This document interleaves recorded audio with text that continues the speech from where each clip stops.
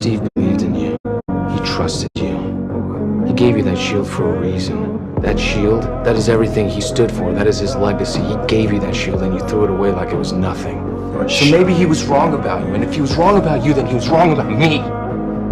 When Steve first told me about the shield, the first words I said were, "It feels like it belongs to someone else." That someone else is Steve.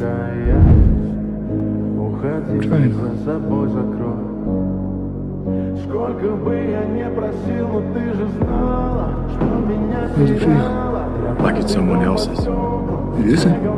Thank you. I'll do my best. That's why it's yours.